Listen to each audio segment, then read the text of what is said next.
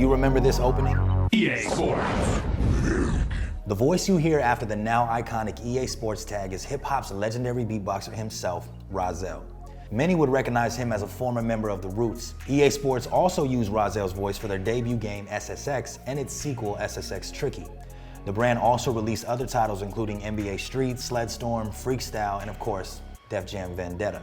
Announced in October of 2002 and later released in April of 2003, Def Jam Vendetta was a joint venture between EA's Canada team responsible for NBA Street and the Japanese company AKI Corporation. AKI, now known as Sin Sophia, was known for making some of the best wrestling games of the late 90s and early 2000s. This includes Japan's virtual pro wrestling series that would be retooled for American audience through classics like WCW NWO Revenge and most importantly, WWF No Mercy.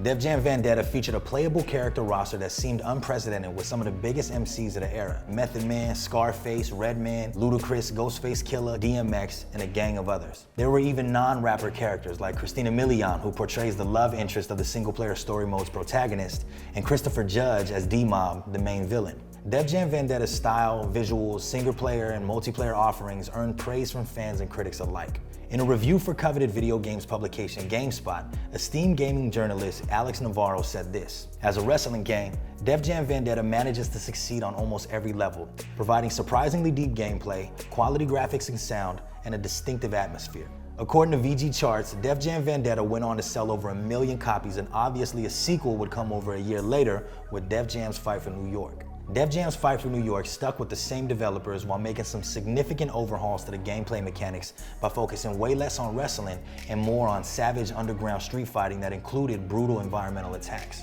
Thankfully, blazing attacks from the original remained and became even more over the top. Just take a quick look at how ridiculous they got.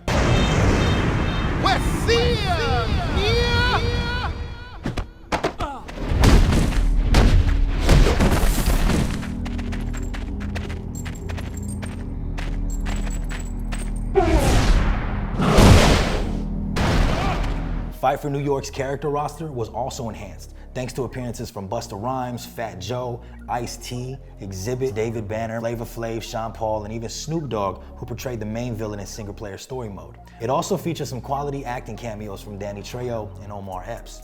Going even further, the female aspect of the playable roster extended to Lil' Kim, Shauna, Kimora Lee Simmons, and even Carmen Electra, who also served as a possible girlfriend in single-player story mode. Speaking of single-player, the character creator, which was humorously done as character sketch, eventually opened up to allow players to incorporate various fighting styles by way of Henry Rollins himself. The mid-2000s hip-hop aesthetic even allowed custom characters to wear clothes from Sean John, Reebok, Fat Farm, Rocawear, State Property, Air Jordan, and even rock jewelry from Jacob the Jeweler. The user interface even incorporated the most sought-after mobile phone of the decade, the T-Mobile Sidekick.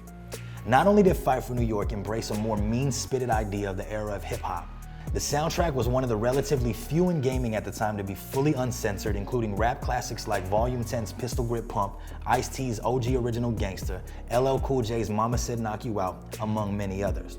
Def Jam's Fight for New York serves as one of hip-hop's better examples of transitioning into the gaming world.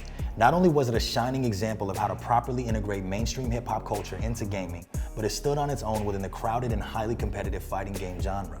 In a retrospective op-ed titled "Remember Def Jam Fight for New York, the most underrated fighting game ever?", writer Paul Tamburo said, "Fight for New York emulates the rags to riches tale so prevalent throughout rap history, with you starting as a bottom feeder in tatty, cheap clothing before moving up the ladder and being able to adorn yourself with shinier jewelry and more impressive sneakers. It is rappers portraying street fighters who are living the rap lifestyle, and coming out the winner in a big fight before promptly throwing down your cash on a ridiculously oversized diamond chain is great fun." A sequel was eventually released for PlayStation 3 and Xbox 360 through Def Jam Icon in 2007, which found more inspiration from EA Sports' then popular Fight Night series to lackluster reception, both critically and sales-wise. After that, the series disappeared completely. That was until recently when Def Jam went to Twitter asking followers to pick a potential city for the next iteration and potential cover.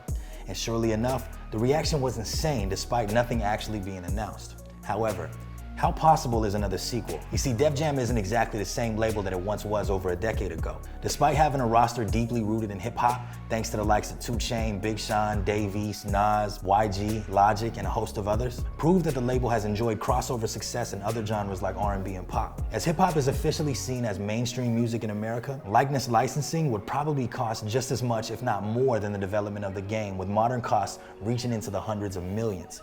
Then again, anything is possible considering Def Jam's recent tweet and the current generation's love for HD remakes and remasters. What do you think?